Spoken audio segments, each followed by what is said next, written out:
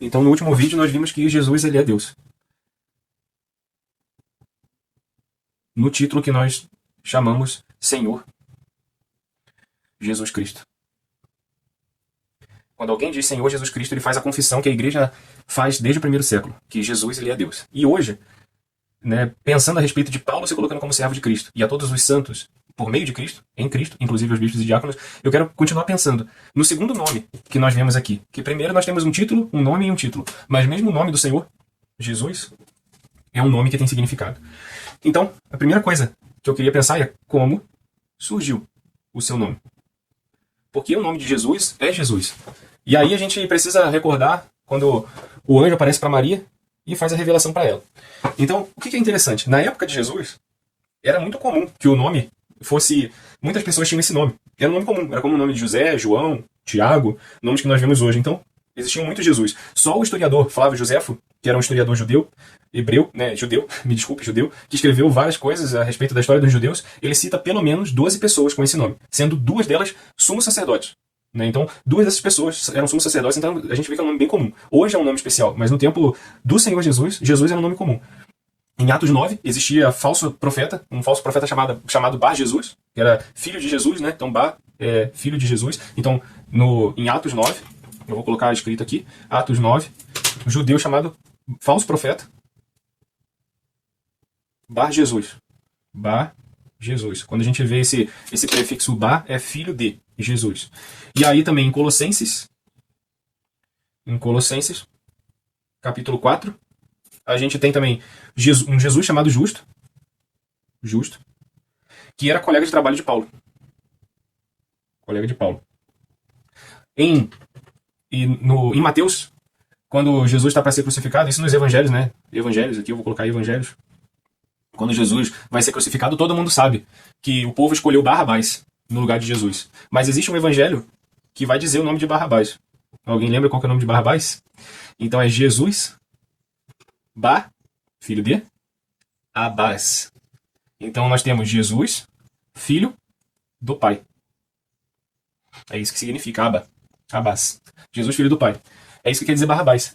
Então não é um nome comum. Jesus era um nome comum. Então ele surgiu na verdade é um nome que era dado para os filhos, né? Normalmente. E aqui, ao longo desse vídeo, a gente vai ver o significado.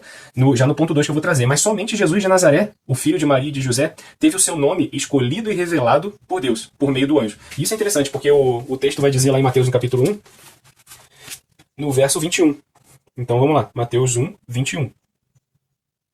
Vai dizer, ela dará à luz um filho e lhe porás o nome de Jesus. Por quê? Ele salvará o seu povo dos pecados dele. Por que o nome dele é Jesus? Porque ele salvará o seu povo dos pecados dele. E aqui o nome de Jesus passa a ter significado. Então ali, no segundo ponto que eu trago, é a origem do nome. Segundo, a origem do nome. O nome vem, que nós conhecemos hoje do grego. E aí tá aqui, a gente vai ver, Iesu, é assim. Transliterado, escrito com as nossas letras. Iesu, ou Iesus, também pode ser pronunciado dessa forma. Em aramaico, Iesu, também transliteração, né? Não sei como escreve isso, talvez não sei como escreve isso. E Yeshua, como eu falei, é um canal de leigos. A gente tenta alguma coisa, mas muitas vezes a gente não sabe. E em aramaico, ou hebraico, não, aqui foi em hebraico, agora aramaico. Desculpa, em hebraico. Hebraico vai ser Yeshua. E aqui muitas pessoas já estão acostumadas com esse nome. Ou, se a gente voltar no Antigo Testamento, existia alguém com esse nome, que era Josué. Coloquei o acento no lugar errado. Então esse é o nome de Jesus. Josué, Yeshua. E aí a gente vai ver os compostos da parte, né? Então, como é que era composto? Composição. O nome. Por que o nome é Jesus? Então, Iá, que é o prefixo de Yeshua. Iá é uma abreviação. A abreviação do nome Yavé. E a gente já viu isso no Quem é Yavé, no vídeo anterior. Se você não viu, volta lá e você vai ver. Ou, que também podemos dizer, Oséia, que significa salvação. E, quando nós dizemos Yeshua, nós dizemos Yavé salva. Shua. Então, Shua vem de Oséia. É a raiz para Oséia, que quer dizer salvação. Iá é a abreviação do nome Yavé. Então, Yeshua seria a abreviação de Iá, Roseia, e a Roseia seria de Deus salva. Né? Eu acho que até aqui dá para acompanhar. E aí a gente vê porque que em Mateus 1:21 vai dizer, o anjo chega para Maria e fala, e você porá o nome dele Yeshua, porque ele salvará o seu povo dos seus pecados. Né? E aí a gente vai lembrar que em Atos, no capítulo 4, verso 12, também os discípulos vão dizer, já apóstolos, né? Na pregação do evangelho, em Atos, capítulo 4, eu vou abrir minha Bíblia, 4:12.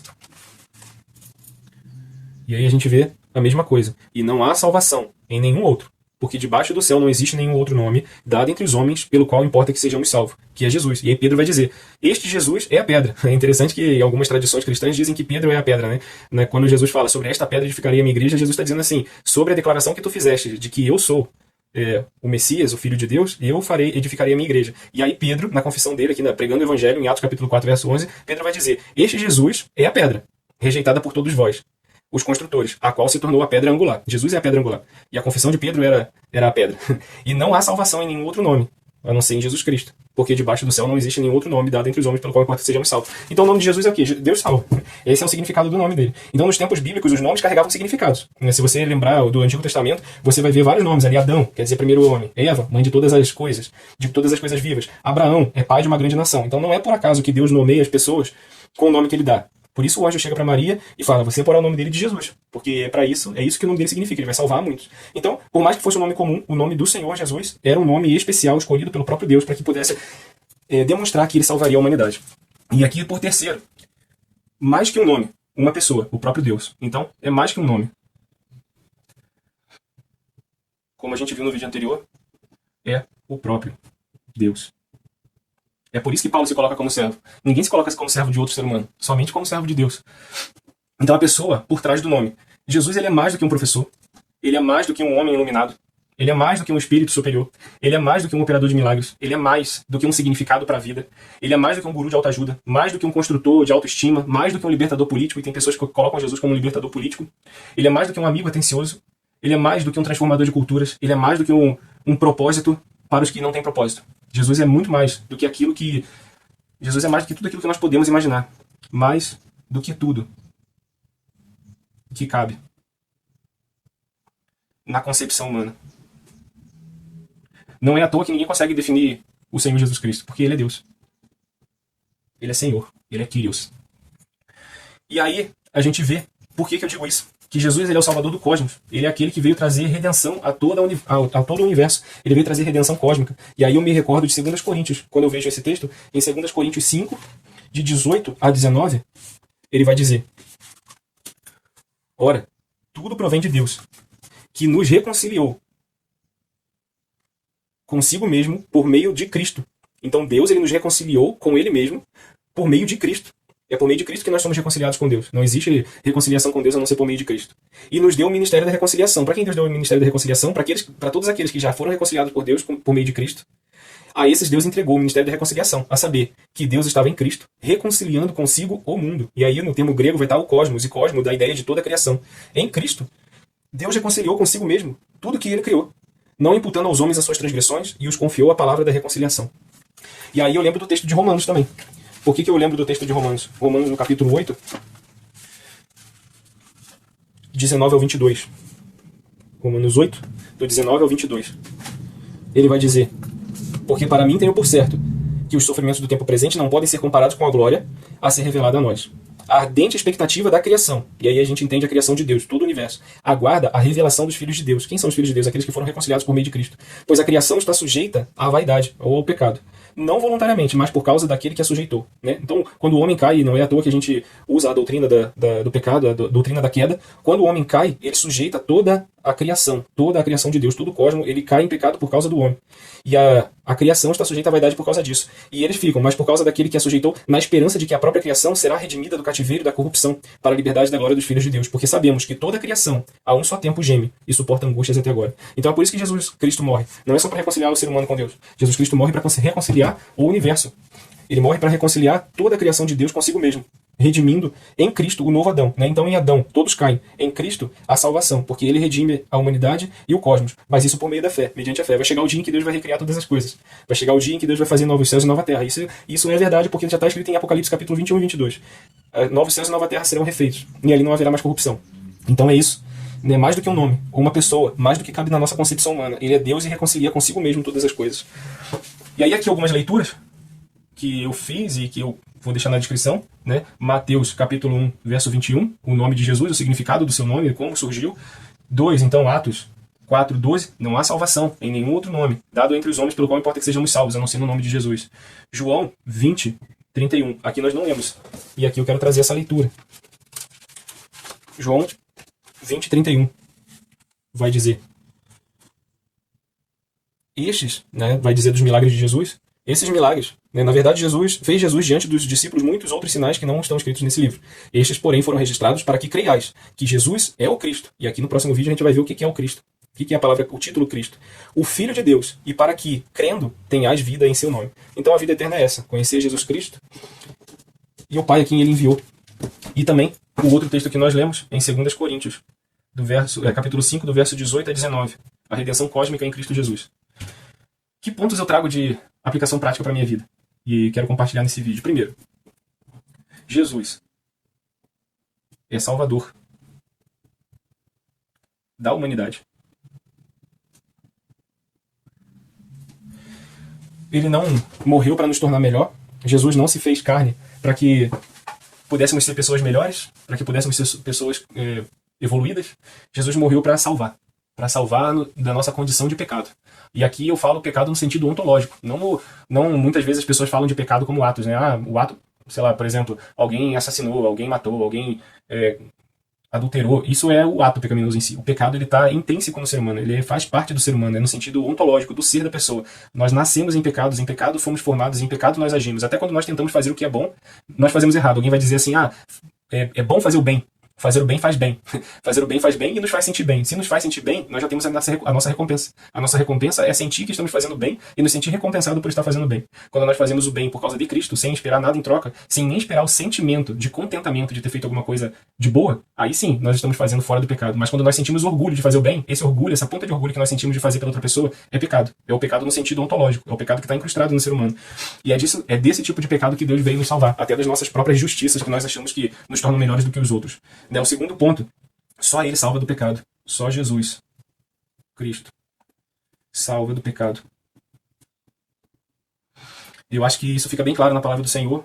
Quanto mais nós nos debruçamos sobre o texto bíblico, mais nós vamos perceber a nossa pecaminosidade. Nós só percebemos que somos pecadores quando a gente tenta fazer o bem e não consegue. Não é questão de livre-arbítrio. Nós não somos livres. Nós somos escravos. Escravos do nosso pecado. E eu já falei sobre isso. Escravo do pecado. Escravo das trevas. E escravos de Satanás. Escravos da nossa própria vontade. Quando nós tentamos fazer o bem e nós não conseguimos. E é disso que Cristo também veio nos libertar, e libertar toda a criação. Terceiro ponto, todos os que creem são salvos. Aquele que crê em Cristo tem a vida eterna. Todos os que creem são salvos. Né? E Efésios 2, 8 e 9 vai dizer, vocês são salvos mediante a fé, isso não vem de vós, é dom de Deus, não vem de obras, para que ninguém se glorie. Efésios 2, 8 e 9, depois confere. Efésios 2, 8 e 9.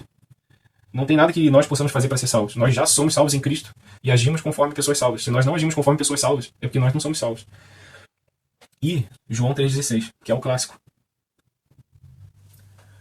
Porque Deus amou o mundo de tal maneira que deu seu Filho unigênito, para que todo aquele que nele crê não pereça, mas tenha a vida eterna. E por último, quarto ponto nessa minha reflexão.